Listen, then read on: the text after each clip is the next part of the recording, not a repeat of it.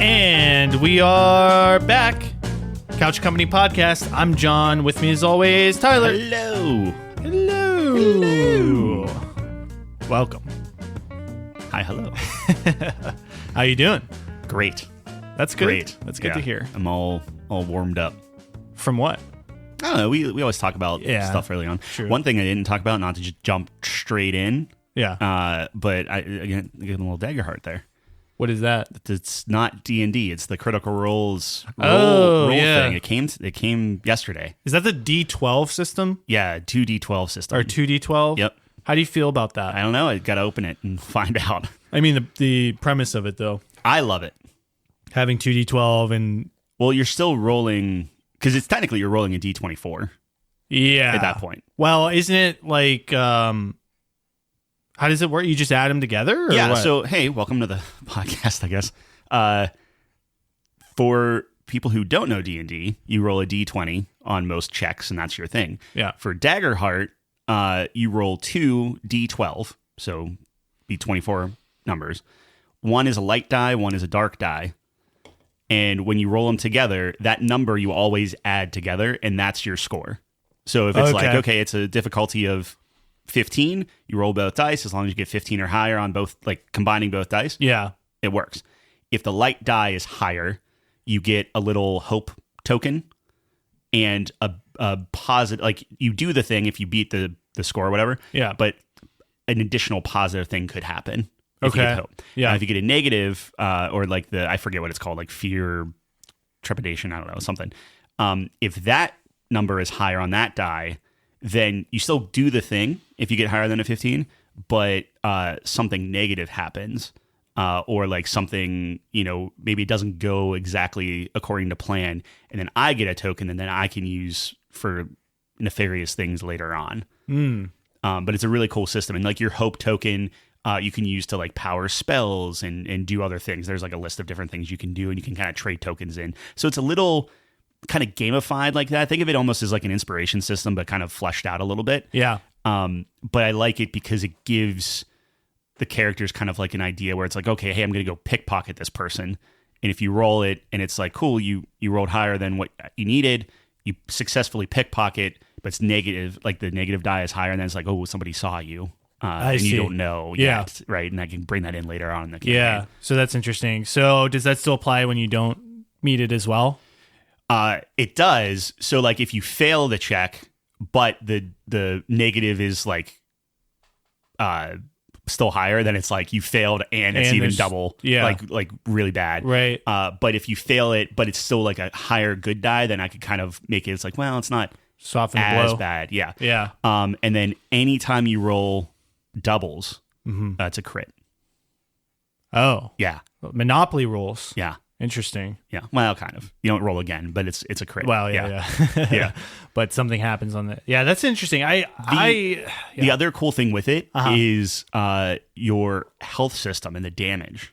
So whenever you're taking damage or like different characters will have different like tiers of damage, right? Okay. So it'll give you 3 tiers, and it will say, okay, anything over if you get hit for 5 or less, you lose 1 HP.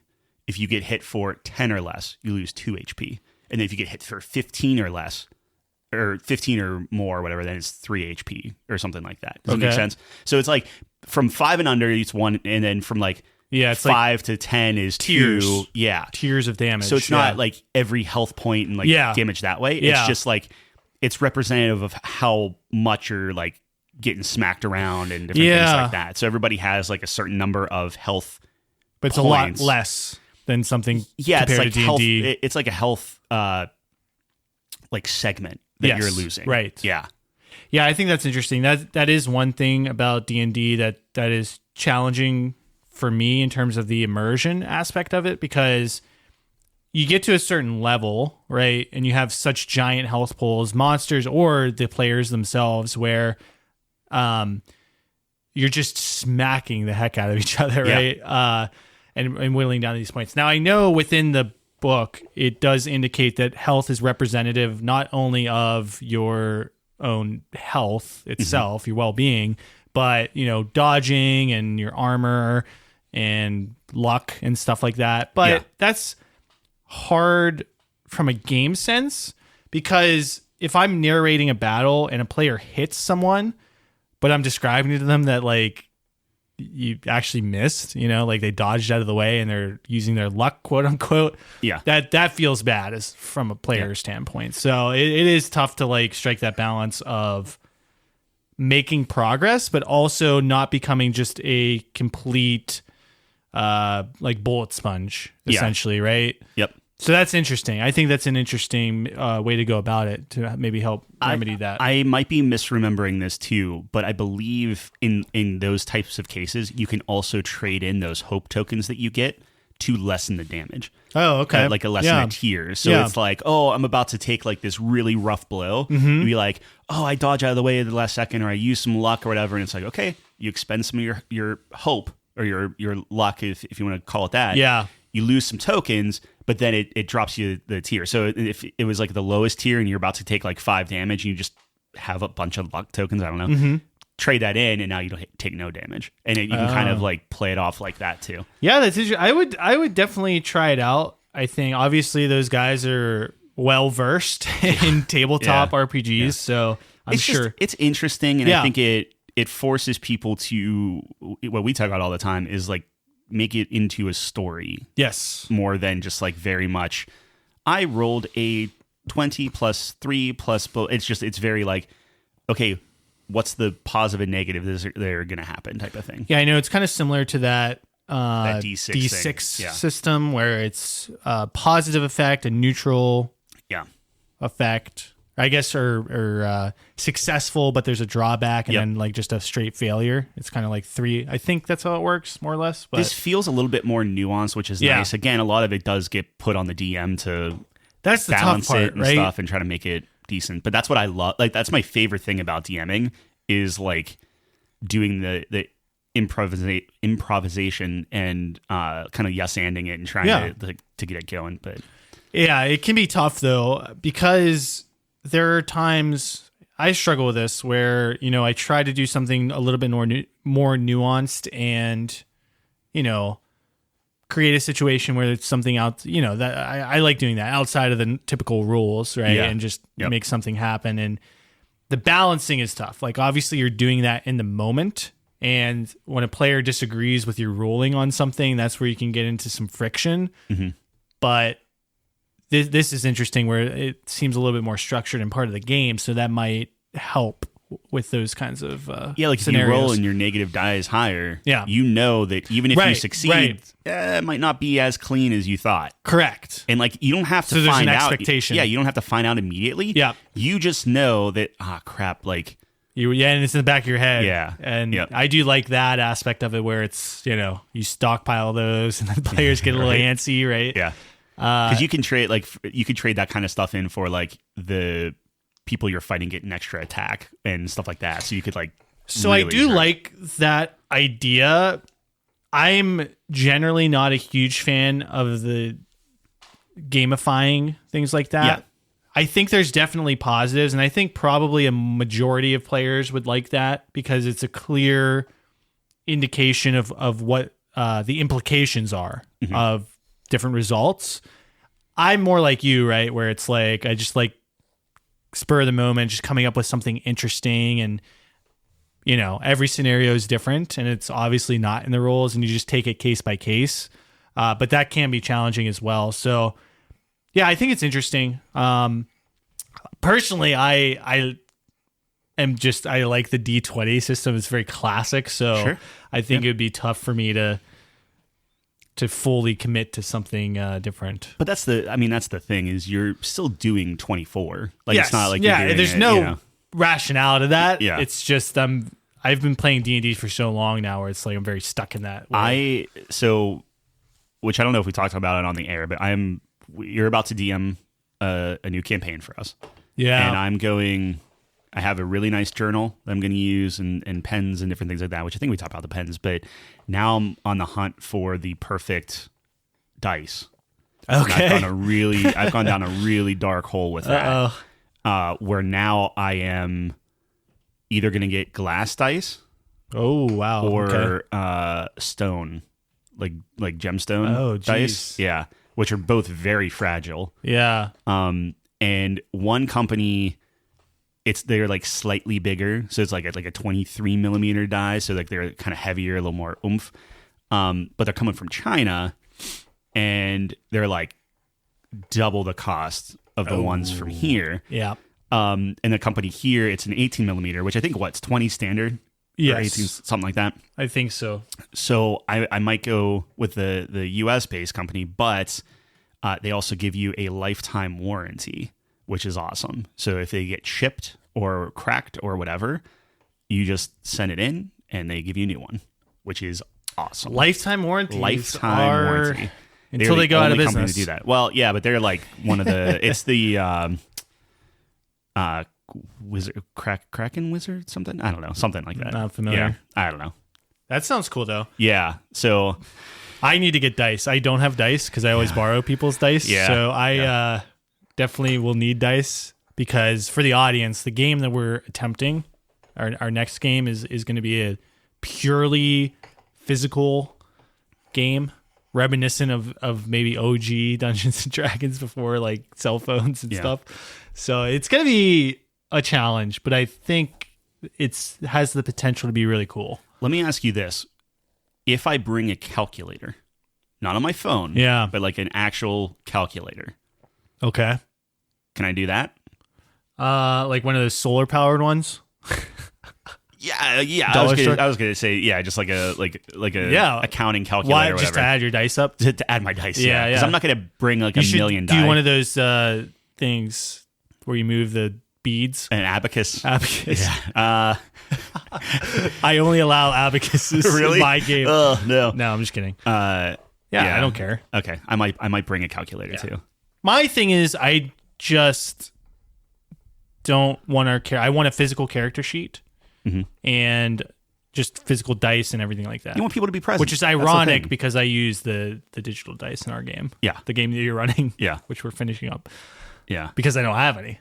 I always lose mine. So, dude, go to Amazon. You can get like 5 pounds of dice for like $15. I'm gonna have to do that because I'm probably gonna need a lot. But I think I have pretty much everything. I got all the gold. So we're doing physical coins too. I have 600 gold coins, which should get us. That should be a good start. I was looking at our inventories in our current game, and eventually I will need to get more. But I do have a bunch of gems too. So I think we're going to utilize a lot of gems. go a little more bartering.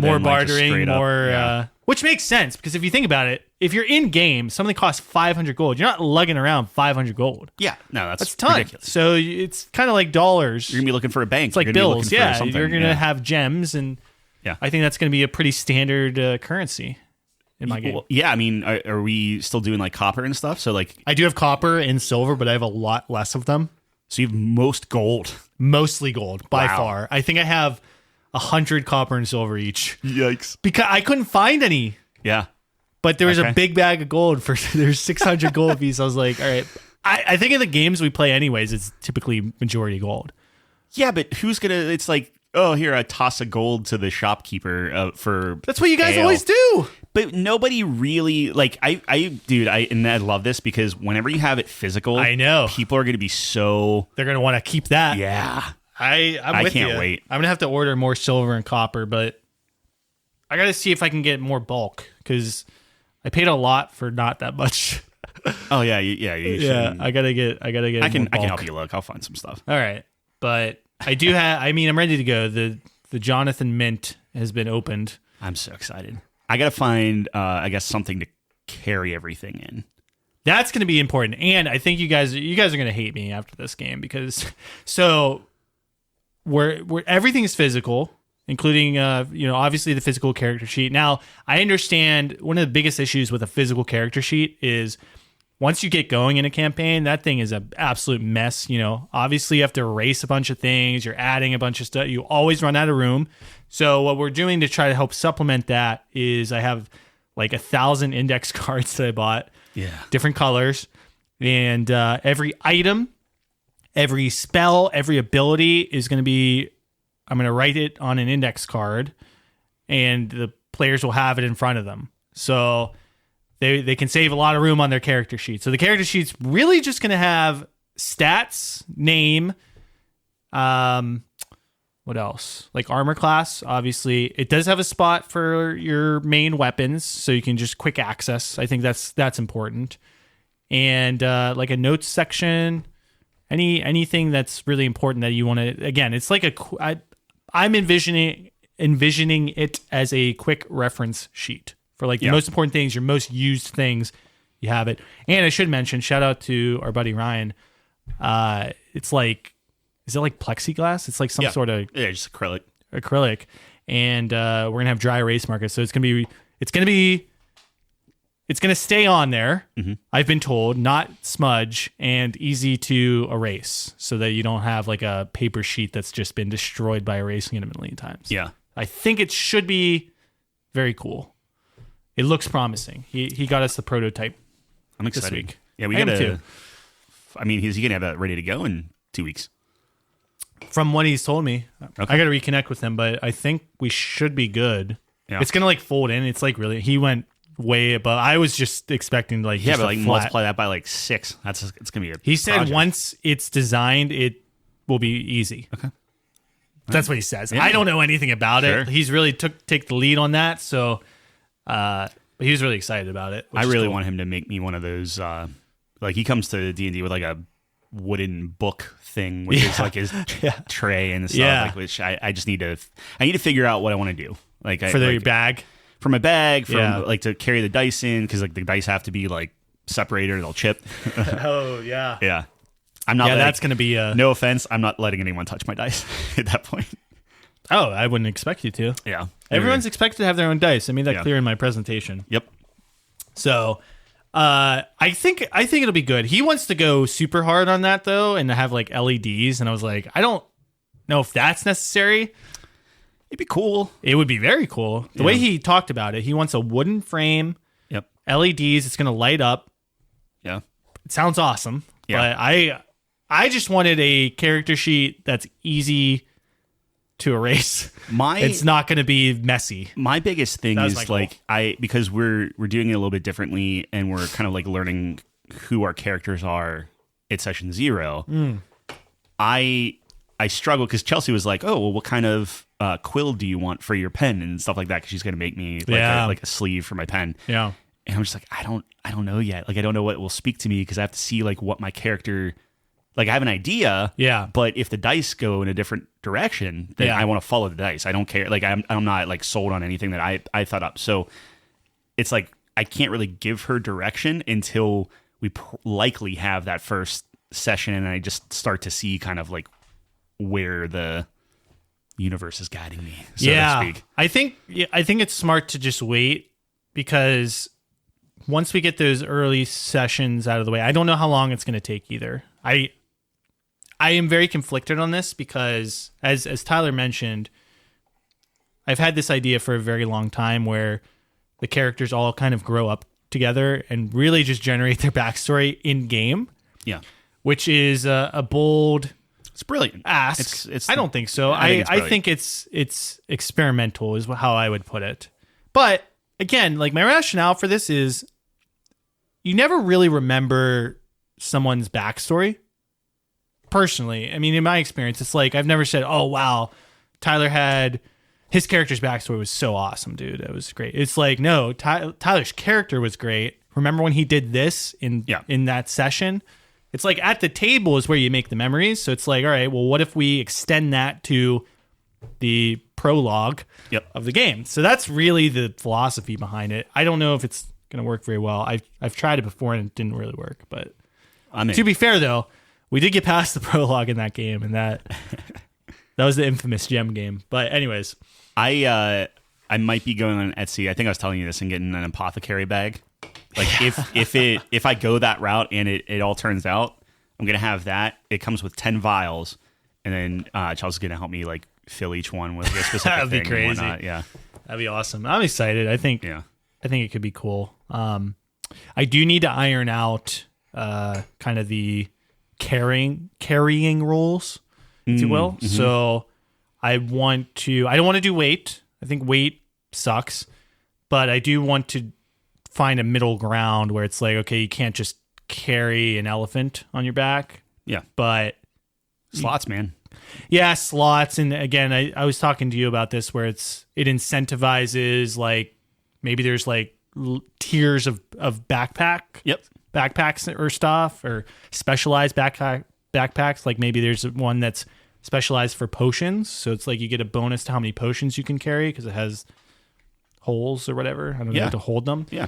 I don't know, something like that. And then I want, in terms of like weapons and stuff, you know, kind of like I was inspired a lot by KCD2, where it's like you can get better belts and then you can hold more weapons on your belt and stuff like that. Absolutely. So I think there's something there. I just need to iron it out in terms of like what the rules would be for it. You got a week and a half. Yeah, not a lot of time, but technically a little longer than that. Cause I think That's fair. we won't get to level 1. I think it'll probably be more than one session because things tend to run long. Yes. For us, but as they should. We're making memories. I think so, but I don't want to get too bogged down into the intro of this because I know that we want to play D&D, which this really isn't. Absolutely, but like this also is like our characters are going to be for the rest of the game. Yeah, hopefully. So it's like, you know, it's really just I want people to invest it. That's the goal. Yeah. So yeah, we'll see. We'll see how it goes. I spent a lot of time trying to plan for it. I'm excited. Anyway, that was on the list of things we were going to talk about today, but I'm sorry, top of mind. No, I think it's cool. I mean, I'm looking at your journal right now. Yeah. I think you've definitely jumped feet first. To be fair, I've had that journal for a while, and I was just like, I don't know what Just to do with waiting this. for I don't know what to do with this. And then Why'd you buy it? I have so many notebooks. I Really? I know like notebooks. I like pens. I bought a notebook for the game. It's a project notebook, and it has like 12 tabs. Yeah.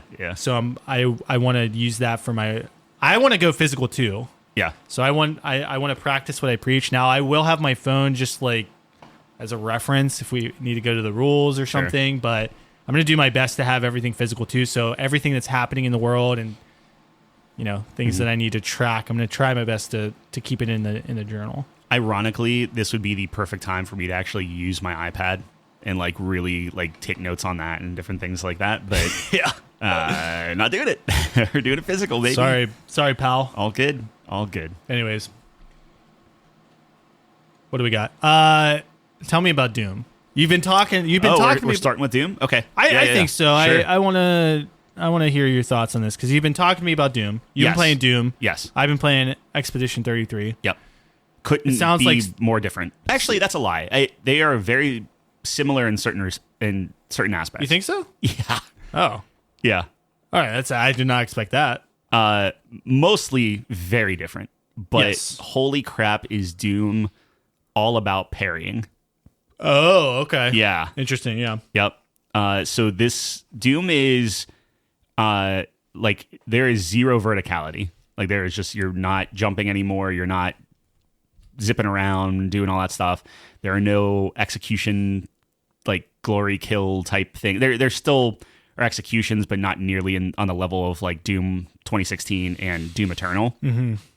And this is purely like just running around the battlefield. Your shield is your best friend, and you're just taking a beating as you're holding your shield up and like throwing your shield around and like sawing guys in half and doing everything. It's very hard to describe because I think this might be my least favorite of the three, but that in no way means it's bad. Like I very much enjoyed it. I actually went through, I think there's maybe 3 levels I didn't 100%.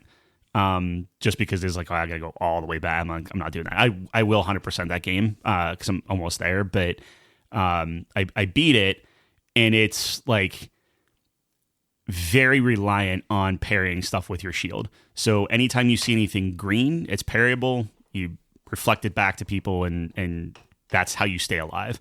So I think, when we were talking with Jeff, and I told him that if he beats the game on nightmare mode, which is the hardest difficult, like it's, or not nightmare mode, whatever the hardest level is. So there's nightmare, which is like the hardest level. Yep. I'm playing one below that. So I'm playing above normal, but under insanity or whatever. Okay. It was very tough. I was dying a whole bunch. It's really hard to do. At least for me, I'm bad at video games. So imagine turning that up, and then if you die, you lose. Yeah, it's start over. It's roguelike, I guess. No, I mean, there's a name for it. It's hardcore. Yes, it's hardcore. Yes. So there's one below that. So there's 2 hardcore levels. There's one where if you have like this like life force gem, you can use that. But if you're out of life force gems and die, then new game. You lose your game. Then there's one step above that where it's just straight up. If you die, you go back to square one. So if Jeff plays the hardest mode, which means he has to do it all in one shot, I'm going to give him $100. I think he's going to do it. He's going to try it. Buddy, I actually feel bad because like there are so many times in that game where like it kind of screws with you a little bit, where they'll just like pop out of nowhere and like try to get the drop on, very much like Elden Ring. But like imagine if you're playing Elden Ring and then if you die, you have to start Elden Ring over again. That's insane. Well, this isn't nearly as long, but yeah. I don't think it's nearly as hard either. But just the fact that like for me, I was dying all the time, but it wasn't a big deal because I would just hit continue and I tried again. Like there were challenge levels that I was like doing it 25, 30 times, and it was very rewarding whenever I beat it. But I could not imagine dying and starting back at the beginning. Like, oh my gosh, no, not in a game like insane. that. That's insane. Yeah, he's gonna go for it though. Jeff loves. I can't wait to watch because it's crazy. I would say, and if he listens to this, the first thing I did was upgrade my shield all the way. That was like. It's all about the shield. The best thing you can do. It's all about the shield. Dude, the shield reflects everything. You're getting to the point where you throw the shield out and you're just sawing 1 million people in half. But the shield is the best thing, and there's this gun that you just shoot a steel ball out of with a chain, like on a chain, and you just like pop people and come. Like that was easily my favorite weapon. So like you have those 2 things, you could beat the game with just those 2. All right, insider. Yeah, baseball going on here. I want to see him succeed, but I'm playing it and I'm like, I don't know how he does that. And then they just put out a announcement because people were saying, oh, this is so much easier than Eternal. I agree with that, but it's also very tough because it's just a different way of playing. They're increasing the difficulty. Oh, so like by the time he plays it, by the time he plays it, there are going to be certain monsters now that if you don't parry it 100%. If they touch you once, your armor is instantly gone. Oh, and then you're just like you're 2 hits and you're dead. Yeah. So it's like dude. I can't wait to watch that. I mean, shout out to Jeff. Yeah. Twitch.tv/ what I should do if I was really, really nice, I guess, would be like nice. Okay, hey, I'm gonna do $220. Because there's 22 levels. Oh, there you go. And then you kind of do the $10 a level. Oh, so it stacks, and then just see how far you can get. So it would only be on his first run. No. I would say like when he taps out, wherever as far as he got. I don't think he's gonna, dude. I watched this. So he's playing Expedition 33 currently, which have been really fun to watch. Mm-hmm. And in that game, what they talked about, a big aspect of it is technically at level 1, you could beat any boss in the game. Sure. Now, it'll take you 5 hours, but you can parry if you perfectly parry an enemy's attack, as you know, you take no damage and you deal damage to them. So I watched this guy at the start of Act 2, the world opens up a little bit and there's world bosses that are way too hard. So I watched this guy, like, it took him 45 minutes. It was like 500 parries. He took it down. And that was like a stream for like the past 2 or 3 weeks. But imagine that if he died, he had to start the game over. Yes, that is so what I will say is I think that boss is harder probably than anything he's going to encounter in Doom, but I agree. The fact that he has to start over. Yeah. I hope he does it. I mean, that'd be awesome. I literally do too. That's why I was saying, like, hey, upgrade the shield. The biggest issue, I think, too, is it's this catch-22 where I basically not only maxed out all the guns, but actually did all the masteries too. Yeah. Where it's like these special challenges for each gun that you can do. And they're good to do because then you learn like the true power of them and stuff. So like there's one gun where like you throw your shield into a guy, so it just sticks in them and spins as it like basically kind of like holds them there. Mm-hmm. And then there's a gun where everything as you're shooting him, it's just ricocheting off the shield, hitting other guys, which I never did. Like I never used that gun until I had to do the challenge. And I'm like, oh, that's pretty dope. And then like I started doing that. Yeah. So it makes you learn this stuff. Right. And I was 100%ing all the levels, which is very like you're fighting a lot more guys than you really have to. So he could streamline it and get to the end, but you're going to be very underpowered. Or you can do all the optional fights and all the things and fight stuff and really look every nook and cranny to get the weapons, but then you're also opening yourself up to like getting killed in these challenge rooms and stuff. So he's going to have to find a balance there. And as he goes, I'm sure he'll find like what's worth it and what's not. But it's going to be crazy. I think he's up for it. So again, he was super into the Diablo 4 hardcore, which is, I think, on the same tier as something like that, because you could be level, what was it, 0 to 100 hardcore or whatever, or 80? Yep, first 200, yeah. So it's like, I think he died at 90 or something. Which is insane. Like the problem... did it all over again, which is... The problem with Doom is you can die from like dumb stuff. But that's with Diablo as well. Yeah, but like Doom, it's like you're fighting someone and you might be like a pixel on the like acid or something, and you don't know how you're dying, and then all of a sudden like the acid just eats through your armor in like 2 seconds, and you drop. Yeah. And I think that's one of my criticisms, which whenever you play it and like we review it, one of my biggest criticisms are Doom doesn't do a great job. This one doesn't do a great job telling you when like you should be worried about your health. You shouldn't wait. Like it does the flashing and the things, but like you lose your health so fast, and even when you're blocking things, it still feels like you're getting hit, and it's not a really good instant visual get. Like eventually by the end of the game, you got used to it, and it is what it is. Yeah.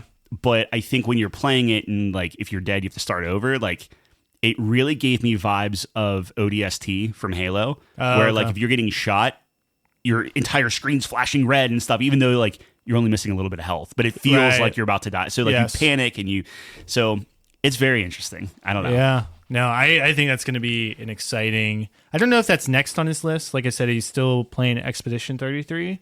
Yeah. But it's definitely on his list. I think he is going to play it. It's the perfect palate cleanser. Like I said, like everything else about it is the exact opposite of Expedition 33. Terrible, terrible acting. Terrible. Like honestly, I don't even think the graphics are that good in Doom. Like I think. Oh really?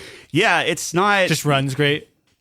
Runs real well. Yeah. That's what Doom's always known for. Just being such an amazing benchmark game. The story is awful. Like awful. Really? It is. Really? Better or worse than Assassin's Creed? Wow, it's on par? Yikes. No, it's probably gotta be better, right? worse. It's probably worse. Probably worse. It feels so disjointed. Yeah. Like I was maybe like 2/3 of the way in before I was actually like starting to be like, okay, I want to see what happens here. Oh, this is interesting. Like it's really weird, man. Really bad. 2016, I think, is my favorite story. Yeah. And I think Eternal probably is my favorite gameplay. Well, I think they were definitely trying something new. Yeah. Pretty obviously, which I always respect that, right? I think there's something to be said about taking that risk, going in a slightly different direction and trying to play that out. But I think it's been reviewing well, though, so, you know. They hung their hat on the shield. Yeah. The shield is awesome. I don't think I've had a weapon that fun since Kratos' axe. Oh, you like his axe better than his dual blades? Flame dude, blades? It felt real good. When you threw that thing and it had to come back to you, that always feels good. Yeah, but I like the slice and dice. Yeah, sure. That's good, too, but it's just like when you first threw that axe, course, that was sick. Sure. And then I got the Chaos Blades. Yeah. Well, I actually would take the axe over the Chaos Blades. Yeah, I think some people would. Not me, but some people would. Don't get me wrong. I used the Chaos Blades more. Are great, dude. Oh, did you? Yeah, but I liked how the axe was. Okay, that's fair. It's a great weapon. Yeah. I mean, that's a top 10 weapon. Yeah. Yeah, I think so. Yeah, I think so. You could probably make an argument for each of them. There is no, the BFG history in Doom. Yeah. The big effing gun. Well, now it's a BFC, which is the big effing crossbow. Oh, because it's like just medieval. Yeah. But you shoot that funny. thing and it just is it awesome? Melts anything in there. You can only hold three ammos for it. Three ammos, three crossbows for it. Yeah. Yeah. It's really interesting. I mean, I was thinking about this the other day. I think this year is shaping up to be a really strong year again for games. I mean, I think there are a couple pretty good contenders already. Monster Train 2 just came out on Game Pass. That got like an 87, 88 or something like that. Oh, really? I didn't even see that one. Have you played the first builder. one? I love the first one. Really? Yeah. I don't remember you talking about this. It was better than what's the Slay the Spire? Slay the Spire. Thank you. Yeah. I actually liked it more than Slay the Spire. That's personally. interesting. Yeah. Slay the Spire, very popular. Yep. When did that come out? I'm trying to find it on Open Critic. Yeah, Doom's sitting in at 85. Yeah, which is a mighty guy. I think barely, but still counts. Yep. I'm sure it has a million reviews too. Doom, yeah, I'm sure it does. Yeah, 152. Yeah. That might be leading the pack. So that's always impressive, right? How much does Indiana Jones have? I bet it has more than that. Oh, Indiana Jones? Yeah. Well, that didn't come out this year though, but technically. Yeah, we are counting it because it did come out after Game of the... That's crazy that feels like so long ago. Which I guess it was. It was December, but yeah. Yeah, I guess almost half a year ago, which is this year has just flew by and I'm not loving that. But let me see. 199, so yeah. Yeah. But only by 40? Not too bad. And Doom just came out. So it's going to catch up, I would imagine. Yeah. But Doom's doing solid. But, there's Monster Train 2. 87. Yeah. How many? 22? That's not terrible. It's a little more niche, but it's very good. I mean, some of the big hitters, though. IGN, PC Gamer, Games Radar. Yeah. That's solid. That's respectable. I'd have to try that out. I do like deck builders, so... Yeah, you definitely don't have to... it's not like a continuation or you don't have to play the first game. Just play this one, try it out. It's not a big narrative. Yeah, I mean, you did Citizen Sleeper too without playing the first one, so you may as well do this one. Yeah, I don't think Citizen Sleeper had anything to do with the first one. Yeah. So, what is this? Oh, Sea of Stars. Yeah, do you see Sea of Stars? Putting out a DLC for free, which is wild. Oh, it's DLC. I thought it was a different platform. No, it's DLC. It's doing well. Yep. Yeah, so the top games. So, I mean, this year is pretty strong. I mean, Expedition 33, which I think probably the front runner right now, if I had to pick one. From what people are saying, yeah. Oh, my gosh. And I don't even disagree with that as a little bit of a foreshadow. Excellent game. So that's dethroning... I didn't say that. For me, I didn't say that. But it is on par, and I would not disagree with anyone if they have that as their number one game right now. I have yet to finish it. I should have it finished by next episode, so I don't know. I mean, probably should wait till you're done with it. It's going to kind of suck because you got to finish Doom. I got to finish that. Yeah. You'll crush through Doom. Doom is very quick. I'm also not going to play it on hard. Doom is a perfect example. Anyone who knows my philosophy with games is I believe in my heart, there's a perfect difficulty for every game. Yes. Doom screams to me as an easy game. Oh, man. Yes. Well, think about it. Doom guy is supposed to be OP, right? Yes. Maybe not, actually. I don't know. I actually don't know the lore very well, but to me, it's always like Doom guy is just stomping on Can you do me demons. a favor? Uh-oh. You should play it on ultra violence. What does that mean? That's the step above normal. So it goes easy, regular, okay, you're asking a lot. You're asking a lot already, but... So it's that middle ground between normal and like crazy. Okay. I think you should play that just until you're like, I'm good. Because it gave me enough of a challenge and the levels are fun enough that like I enjoy. Like I never got frustrated with it. Okay. Like I died and I'd be like, oh, okay, like whatever, but it kept me going and I was never upset about it. Sure. If you don't like Doom and you're just like, I don't like how this plays, whatever. I like Doom. I'm not super well versed in Doom. Like I played the other ones, but I don't think I beat either of them. And which is a shame because I think both of the they other were ones great, are but worth. that was before we were really. I was kind of in a weird spot with games at that point where I wasn't really playing a lot of games and wasn't finishing things. This does everything is viable, I guess. So like with Doom Eternal, you had to switch to a certain gun to do certain things with certain enemies. Yeah. This you could brute force it and just pick your favorite gun and just go if you really wanted to. Mm-hmm. So yeah, I don't know. I can play it on the harder. I would try it on Ultra Violence, see what that feels like, and then this screams easy mode to me, dude. This maybe. I don't know, sure, but I will try it for you. Yeah, I mean, I'm not gonna guarantee I'll finish it there, but sure, I'll give it a shot. Doesn't matter. I am playing Expedition on normal, so I think that's been a cool challenge a little bit for me. Yeah, I think that you put it on an easy, it'd be fine, but I also think that you would be in some ways trivializing. Again, play it how you want. I don't care. I'm a full proponent of that. Yep. But it would be kind of like you might not get all the mechanics, like what you really need out of it. Yeah. I just want to stomp some demons, and I feel like easy is a great way to do that. Oh, dude, Ultraviolet, like never once did I feel like underpowered. I think it was really good. And the big demons took a couple extra things, and it felt really good. But like, I think that's a perfect place for it. Yeah. All right. Did you see, speaking of hard and easy and different things like that, did you see Liza P getting a difficulty slider? No. Yeah, so they're coming out with their DLC for it, and they have a difficulty. You can tweak it, which makes me kind of like, maybe I need to go back. Did you ever finish that game? I never did. No, I forget what it came out. I enjoyed it. I always came out 2 years ago. I beat the first boss. I always beat the first of the Souls. You were really into it, and then I really enjoyed it. Yeah, you didn't finish it. And yeah, well, it's the same thing with I got to pick up. Well, I'm gonna do Expedition 33, but I have to do the last Berserker too. Oh, you should skip that. I loved it. I really enjoyed it. Now, granted, haven't played it in a minute, and now I'm on a boss, so I'm probably gonna get my. How far are you in it though? I'm in the second boss. Yeah, dude, I mean, you got so many games to get through. I know. And your thing this year is to finish all of them. I think that was a big mistake. I know. Okay, well, I know. I just to be fair, that would not count against me because I have to finish the second boss and keep going because all of that is still in the demo. Oh, is that your rule? That's kind of if there's a demo out, I feel like you can test it out. Yeah.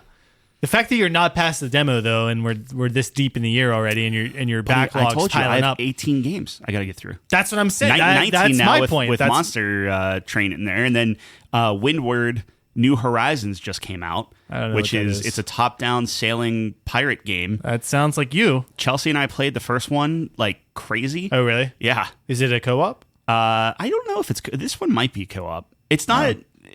I don't know. I wouldn't really play a co-op, but you just sail around and like bring like these goods over to this port and these goods. Like, it's very. That's such a Tyler game. Yeah, it's very chill, but yeah.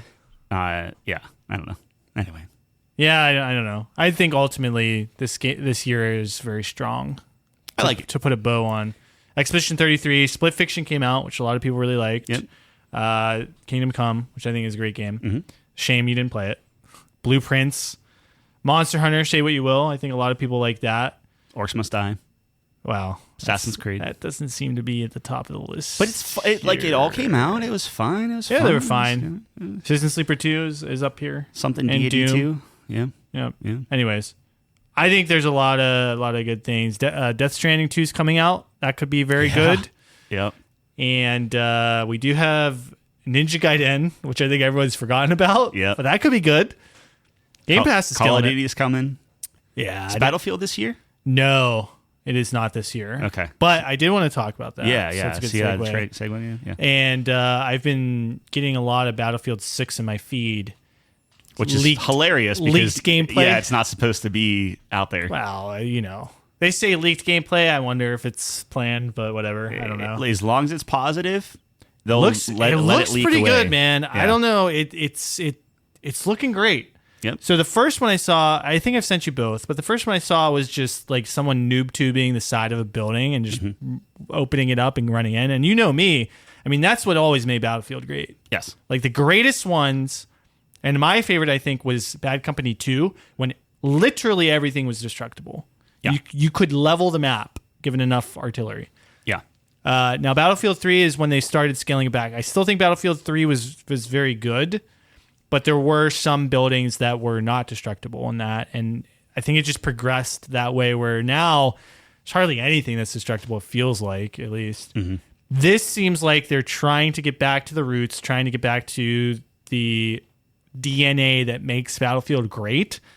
And I'm really hoping. Now, it was very early footage, so it wasn't fully fleshed out, the first video I saw, but it did look very cool in terms of like the destructibility and just the gameplay that I was seeing. Now, the second one that I saw was another leaked footage. This was a little bit more in depth, and it was much more complete, I guess. Like it looked like a game. Yeah. It was kind of the same thing. So they were like running into a building. They're in firefights, things like this. Now, I will say there's like a tank, I think, shooting at him, and the wall of the building didn't explode right away, but eventually did explode. So I was like, do you have to hit it at a certain angle? I know sometimes, that happened in some of the battlefields, and that kind of takes you out of it a little bit. I'm not really sure, but eventually the side of it blew up. Yeah. Because dude, the super exciting part about Battlefield, you're like hiding in a building with your team, and then a tank rolls up and just you lose all your cover. Yeah. Everyone jumps out, running away. Like, that's the best.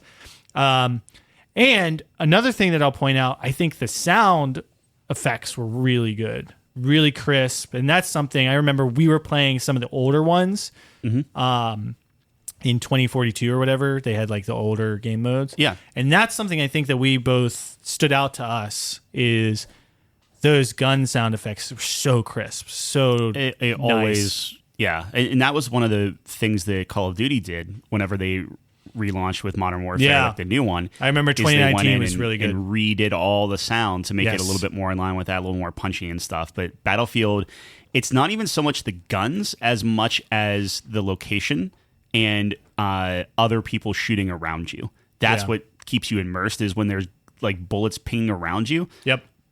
That you can't, like, that's what really kind of puts you in the space versus like just shooting a gun, I guess. For me, anyway. It's the chaos. It's the frantic nature of what's going on. You feel like you're in a war zone. Yep. That's what really gets my blood going and gets me immersed. If they can tighten it up, and the guy that made Modern Warfare, like Call of Duty 4, is, I think, project lead on it, which is amazing.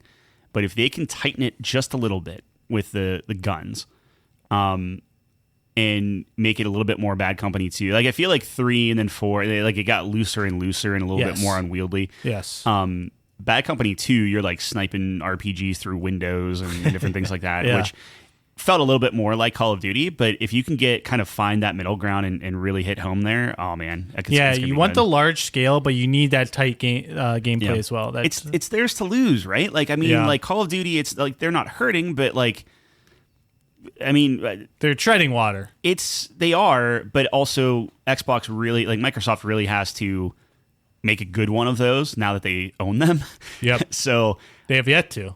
Well, yeah, they haven't technically done it yet. So that we'll see. They owned it while the Black Ops came out. That was already in production. So they kind of just inherited that. This is their first true one then. I mean, this one probably was in production too, but theoretically, then they have more time. They do. Yeah. Well, they put one out every year, So it's let's see what Microsoft's thing is. Like, what are they doing? But yeah, I'm excited. I Battlefield would be awesome to really kind of bring everyone back in where we're all playing it. Like, it's been a long time since there was a game where we all played, because I don't play Sea of Thieves, which I know you guys are big on, and you guys were getting back into that a little bit.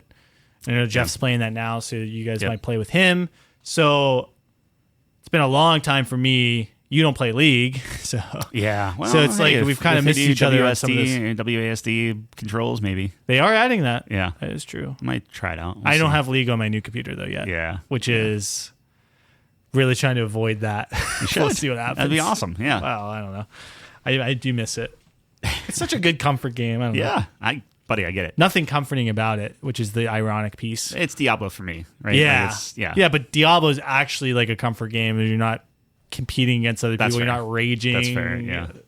Well, and then I would say Sea of Thieves is like the comfort game where it's like, you especially when you haven't played in a couple of months, years, whatever. But how did you guys do? Was it like riding a bike or? When John and I played, we got smoked. When we played with his buddy and Mike, we also got smoked, but we got less smoked. Okay. So we haven't played a brig yet. We played a sloop. We played a galleon. We haven't played that. The 3-person brig is like, that's the sweet spot in my mind. That's what we're most comfortable with. That's what we standardly, that's our standard take it out on the seas. So yeah, well, you have so much practice on that. Yeah. That's cool how they do that. Where like, there's a lot of games where you have 3 people and you either need 4 or 2. You know what I mean? Yeah. So that's cool to see if Thieves bridges that gap. The sloop's good. It's just if you run into anyone bigger than a sloop, you're pretty much done. Yeah. And then the galleon, I can't do by myself. Where a brig, I feel fairly confident that like if I needed to get out of a sticky situation and like the guys weren't on the ship, I could do that because I'm usually just on the ship and I'm piloting it. But yeah, galleon is just too much. Like I can't do it all. The galleon has the most potential though? Oh, for sure. If you have a 4-man squad that's like, you have 4 guns on that thing. Fair. So like you're gonna wreck anybody. Yeah. If you, but the skill ceiling's higher. Very much, because if you're not like moving all the sails to get like you have to have 2 guys for every sail and stuff and like doing it as a team. Yeah, it's not like a brig is perfect because one person can kind of do each job, and we got really good at kind of like cycling and doing what we needed to do. Galleon, you just need a little bit extra. Juice. Yeah. Sea of Thieves to me is one of the best comeback games I think we've seen. It's up there. Yeah. Like they're in season 20 million? I just got to think like 17 or something 17 like that. Almost to 20. That's incredible because I remember when it came out it did not do well, and I think on Open it still has like a 60 something. It's pretty low. Pretty low. Yeah. Because they don't really update it, right? Once reviewers get their scores in, it's pretty solidified. But man, they really turned it around. It's that and what's the other one? No Man's Sky. No Man's Sky. I think Destiny could be in the conversation, like Destiny 2. Was Destiny rough on launch? It was back and forth on a lot of stuff. I think you could pull it Rainbow Six Siege in there. You could do like there are a lot of different things. Yeah. Oh yeah. Siege didn't get high marks at all, and then it suddenly became this like really cool esport thing that really took off. I remember playing Siege. I think when it came out, I thought it was pretty good, but oh sure, I'm just saying it didn't I do think it well. had a renaissance though. It kind of came back pretty strong. Yeah, you have to look it up. I don't know what the Metacritic was, but I was fairly certain it's pretty low. Like off the jump. Same with Wildlands. Like they kept pumping stuff into that. Same with the sword game. Like Ubisoft typically puts something out and then just keeps like at it. Yeah. Which is probably not the best business model. Like you kind of want to put something good out from the get-go, but you would think. Yeah. You would think. In terms of just sheer amount of content, I think it would go No Man's Sky and then probably Sea of Thieves. Well, Balloon Tower Defense 6 is 1. And then but like yes, and they keep tweaking things and changing things. I think in terms of like just sheer amount of new stuff that they're adding, Balloons is up there for sure. Yeah. I don't know how much of it is like. Well, we don't play a lot of those modes, so it's tough to say That's from fair. our perspective. Yeah. But they have like boss events, they have wars or something. I've never even touched. Like Jeff was talking too. I mean, he's playing now, which is awesome. But like back when we were playing, like harpoons didn't exist. Like there were so many things that just like did not exist. Like you had to like grab a chest, run it back, do each one. Now it's like you're just like zip, zip, zip, zip, zip. Now even with harpoons, if you shoot something and you grab it, it just automatically pulls it and puts it on your ship. You don't even have to like take it off the harpoon to do. So it's like. This is my it's like it's a lot more streamlined. Now you don't even have to leave your ship. You can put down any mission anytime. Like it doesn't like whatever you want to do.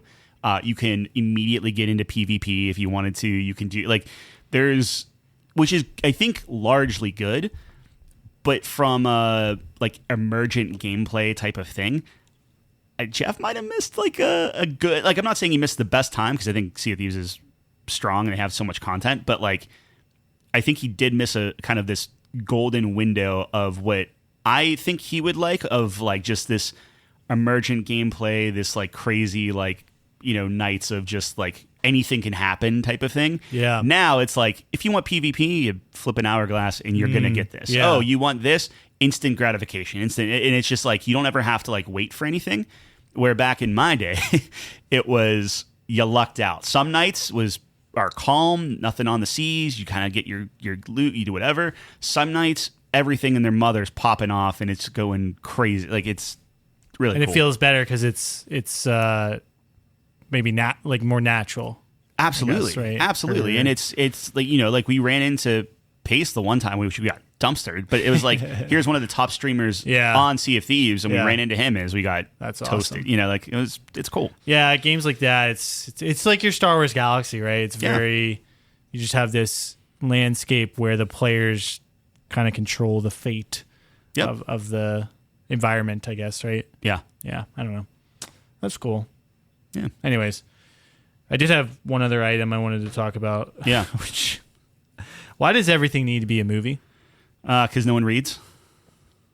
Yeah, but why is it okay? So apparently they're making an Elden Ring movie. Sure. Okay, dude. The narrative in Elden Ring, you have to piece together yourself through like collectibles. How is that going to make an engaging movie? Well, now because it's all gameplay. It's all gameplay, and then the narrative is discovered and like pieced together. Yeah. I think, in theory, neither of us played Elden Ring. I think there is a loose, like, there's some cutscenes. It's a movie? Movie worth? Maybe I'm totally wrong. Dude, maybe it's going to be the best movie Minecraft's ever. A movie, anything can be a movie. Yeah, but you know? that makes me throw up in my mouth how much money Minecraft made. Yeah. Well, you throw Jack Black on there and you just... Jack Black has sold his soul money. Yeah, sure. To... Dude, I'd do that in a heartbeat. Of course you would. Jack Black, absolutely. But it's... Have you seen the meme? I don't even understand it. I feel very old, but apparently, like, there's... Well, I don't even know what it is. Some chicken or something, and then everyone just loses... Like, it just descends into chaos. Yep. I've never even seen that. Yeah. Or I've never even... Like, I don't even understand People are, like, that. jumping on each other's backs and throwing popcorn and stuff. Police had to get called. Oh, dude. All that, yeah. It's like so I don't understand the world anymore. Yep. I don't know. It's so crazy. It's outside of our age group. But what was the other game that's being made? There's another game that's being made into a movie where I'm like, this makes no sense. I just don't get. It's just. I mean, obviously it's money, right? Mm-hmm. And the problem is that it freaking works. Yeah. Like the Minecraft movie made so much money. Yep. And everyone's like, well, see, like how long till there's a Fortnite movie? It's very gonna happen. long, I think. You think so? Because the licensing is going to be an absolute nightmare. Good luck. Well, you don't have to get all the other things. You could just have the standard. I don't know. Yeah, look. You know? Will there be one? I'm sure there has to be. Yeah, and it's going to make a ton of money because we're just brain rot right now as a society. Yeah, but if you're a studio and you're like, hey, we can do this thing, it's not going to be good, but boy, will you get rich off of it. Like, yep, sure. I guess that's always existed. I don't know. It just for some reason it feels worse now. There are good movies that come out apparently. Like there's a lot of like direct to Apple TV and Netflix that actually get. Well, like Sinners reviews. came out, which got really good reviews, and that's an original movie. I haven't heard a bad thing. I don't know anything about Sinners, but I want to watch it. Like, I wanted to watch it in theaters, and I just didn't get a chance to. There's is it called Friendship with Paul Rudd and the guy from I Think You Should Leave? I forget his name. The comedian. Which guy?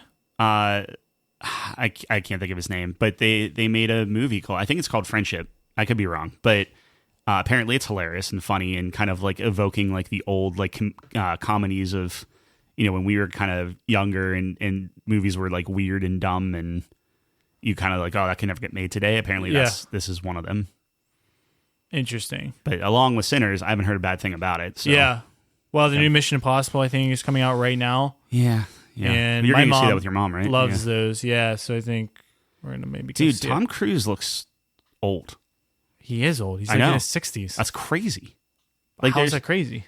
Like that he's sprinting and doing all the things, yeah, and hanging he's off a airplanes freak, and stuff. Dude. Yeah. Apparently Scientology just really something to that. Yeah. Probably not. I think it's a cult. I don't think it's a cult. It is a cult. Scientology? I have no idea. Yeah. I thought he was the poster boy, though. I thought Jim Carrey was, and I think he kind of pulled back on that. I could be wrong. Jim Carrey, man, that guy's got some demons. But but Jim Carrey, every time he says like, "Oh, I'm done acting" or whatever, and then you see him in Sonic the Hedgehog 3 or whatever. Hey, that guy's carrying that franchise. Apparently, Sonic's very good. I've heard that too, which is again is like It's all on Netflix. I should watch it. I remember when the first trailers came out, and and Sonic looked like he was on meth. Yeah, and man, they turned that around. It's good, dude. The backlash saved that franchise. Yes. So kudos to them for listening to the fans. Yep.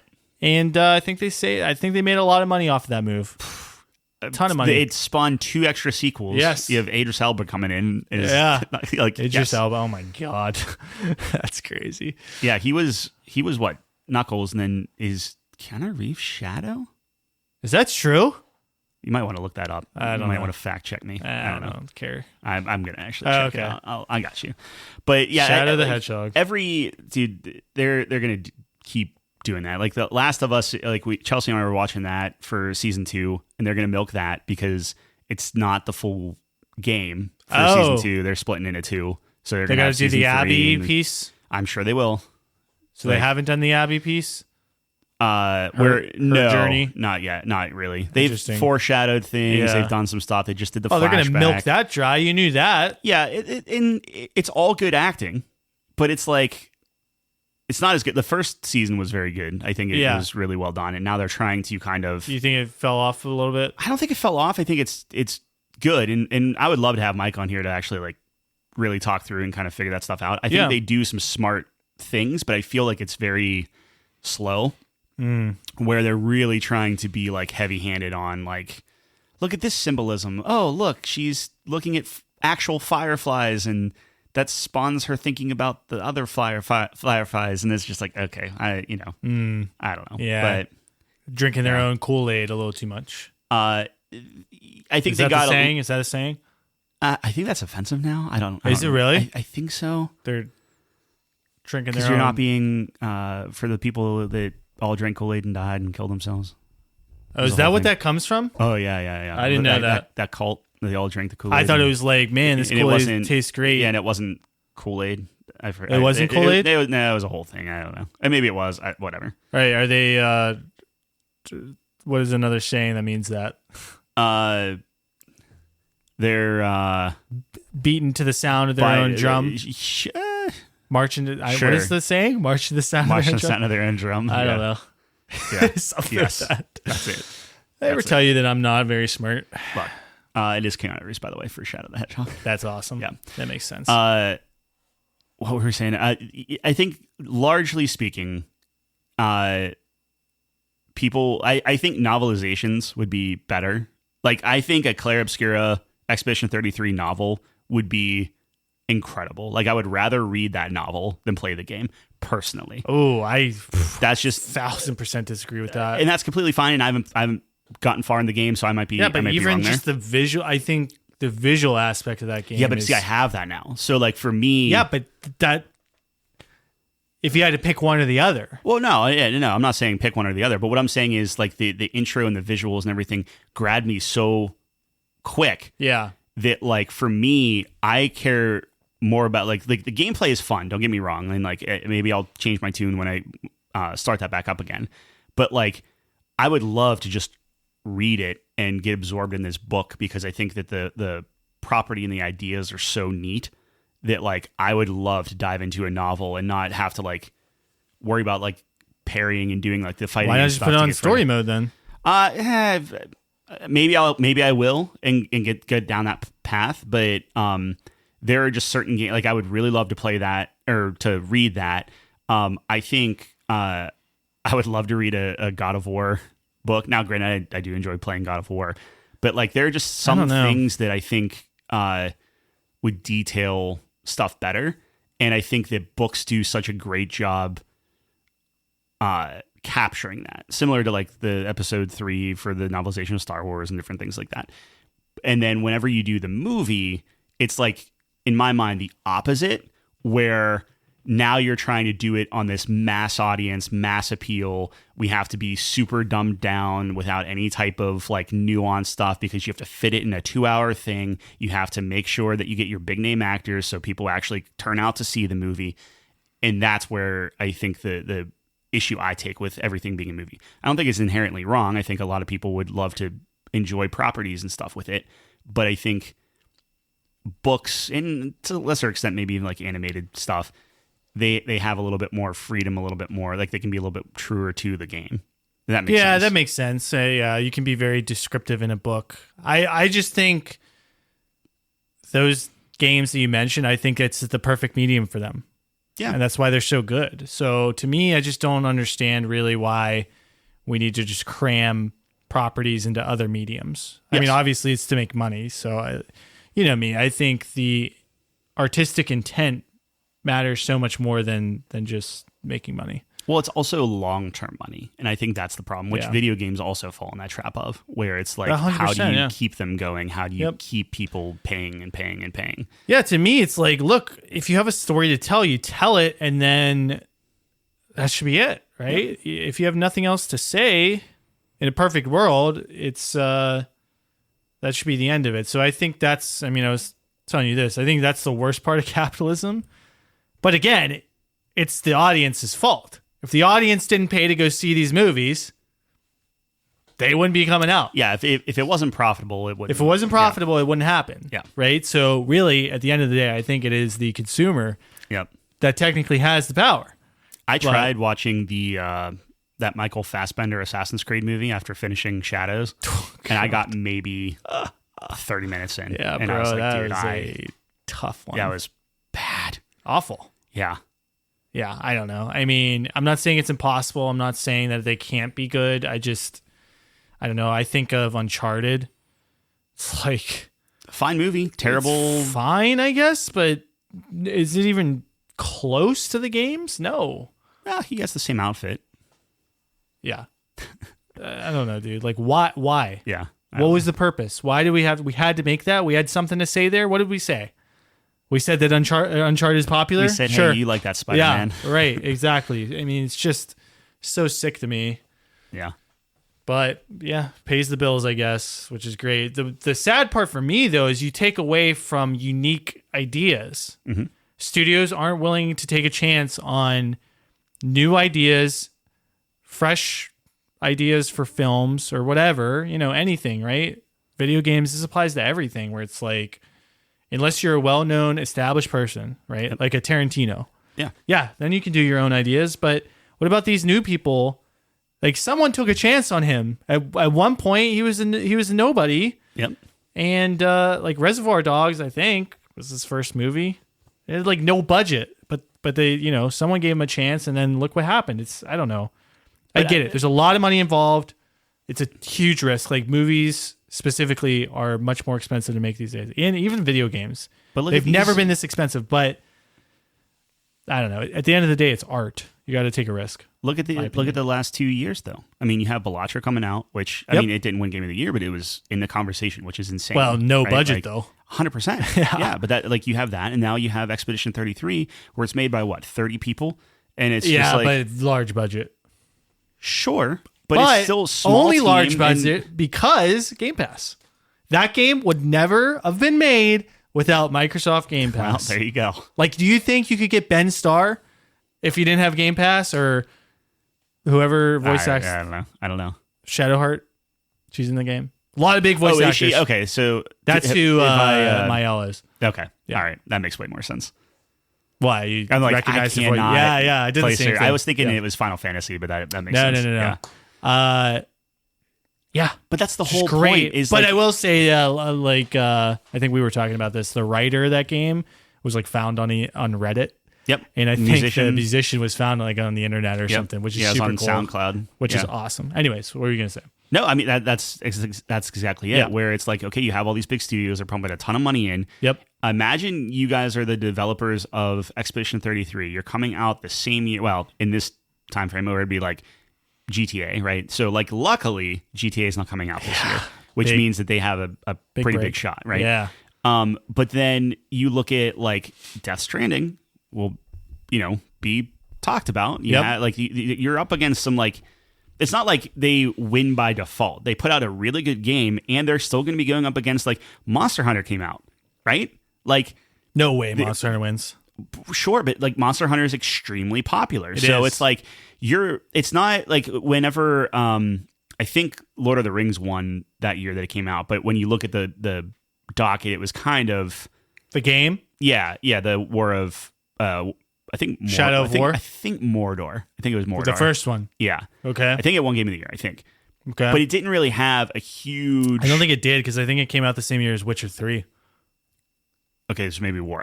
I might be wrong. I don't know, but sure. But the whole point is, whenever it came out, or Yeah. even if it didn't win, it was in the conversation because it was somewhat of a lighter year. This year, I think, is like with Doom, like you have a lot of players in the game, and for Clair Obscur to come out and be so well received and hold its own with such a small team is awesome. So I'm hoping that would at least like people like, hey, you don't need a massive, 15 studio team. Like, how many studios did Assassin's Creed? There was like a dozen. Yeah. Yeah. And it's wild, but I was off by 1 year. Shadow of Mordor came out in 2014. Witcher 3 came out in 2015. Okay, so then it might have won. Yeah, it might have won. I think it did, but Might have. Yep. and it's a very good game. But is it Shadow as good of Mordor? As, yeah, I think it's a great game. Absolutely, but Yeah. is it like? Do you think if it came out year of Witcher, it would beat Witcher or Last No. of Us or God of War or? Well, all right. mean? Let me see what games came out in 2014. Yeah, Let me just see what the competition. yeah, is. but. Dark Souls 2, Dragon Age Inquisition, Far Cry 4, Wolfenstein New Order. You love that game. I like the Or not that second one. Titanfall. Ever hear that? Love Titanfall. Okay. I'm not saying Mordor. Mordor is great. Like Divinity Original Sin came out. Yeah, but that's such a niche thing. That was pre Baldur's Gate. Forza Horizon 2. Wow. Here's a crazy one. Halo the Master Chief Collection. Yeah, 2014. Busted for. I know. I'm It just was saying. what so, 2016 by the time it like kind of Hearthstone came out in 2014. That might have. Yeah, but that would never win. Mario Kart 8. Yeah. Assassin's Creed Rogue. And Unity came out in the same year. That's surprising. Well, Unity was next gen and Rogue was current gen. Tales from Borderlands. It's a great one. Great one. But like Is when it? you look at all those, definitely not. Yeah, I agree. Not the competition. ton of great games there, but very niche games. Like Tales from Borderlands is awesome, but I don't think a Telltale game will ever. I mean, maybe they struck gold with the Walking Dead, but like I think that's like a one. Yeah, but and Walking done. Dead didn't even win anything. I don't think so. It was up there in certain Was circles. it? Yeah. Okay. But Okay, that's fair. Not the strongest year, maybe. But this year's great. And This year is good. I think it is. Yeah. Yeah.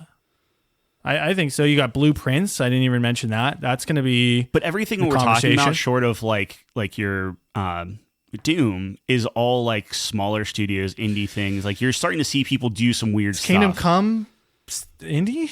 I don't think so. Nah, I guess not. Warhorse Studios. Now, Yeah. I will say they got a much larger budget for their second game, which again, like that's the natural progression. Their first game, kind of a risk. Yep. Definitely didn't have the budget. And if you go back to their first game, definitely not as tight. But then they get that opportunity. Second game, I mean, you see how well that went. So, But I guess my counter to that then would be not counter, but like to support my argument is like Kingdom Come is also a very unique game, right? Like in terms of like the systems and how they put everything together, and it's a very specific one of those where it won't appeal to everybody. Yeah, you're not like it doesn't have a Game Pass. It doesn't have a they put a thing out. They said, hey, this is the thing we're trying to. I tell guess, and but move it on. man, they had a lot of players. It broke a lot of records. But what I'm saying is like you're talking like the quote unquote villains of the thing are like the studios that are like, okay, we have to put out this live for service game. We have to make sure it's constantly profitable, different things like that. Call of Duty. Yeah, exactly. Yeah. But all the games that have been really big and talked about so far have been single player games, including Doom. This is the first Doom without a multiplayer. Yeah. And it's all just like there's the multiplayer aspect is like sending Snapchats of like, hey, I just killed this boss and parried it 500 times or whatever. You know, like that's the cool thing. Yeah, I agree. I mean, I think there is something to be said that the Game Awards specifically seem to favor the single player games when you talk about the awards themselves. Yeah. So I mean, Monster Hunter will probably win best multiplayer. Oh, it shouldn't. Yeah, but what else? I mean, what else currently is out? Call of Duty's coming out. You never Orcs know. Must Die. No, Orcs Must Die did not even review well. I think if anything is going to dethrone Monster Hunter, which I think Monster Hunter will win something. They has to. I think Borderlands might be able to. I forgot about Borderlands. Yeah, Borderlands might be able to pop that for multiplayer if it doesn't suck. Did you hear? I think I sent you that with Randy Pitchford being like, we don't know how much it is, but true fans will make it work. Like if it's $80, true fans will. That's will what I'm buy talking that. about. It's like so out of touch. Talk about just even if you believe that, talk about the absolute incorrect thing to say. You had to open your thing up and type it and hit send to the world, and that's what you said. Dummy.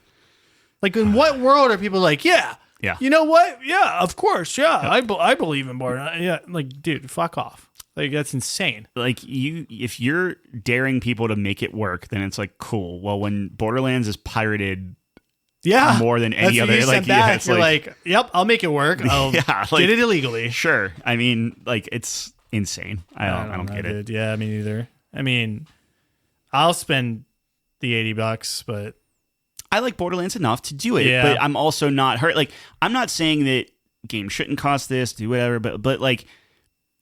Yeah, to just say like, well, if you're a true fan, you will pay the money to us to do it. Like, that is a wild thing to say. Yeah, so wild. Yep.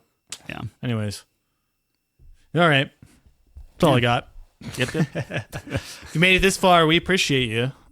Check us out, couchcompany.games.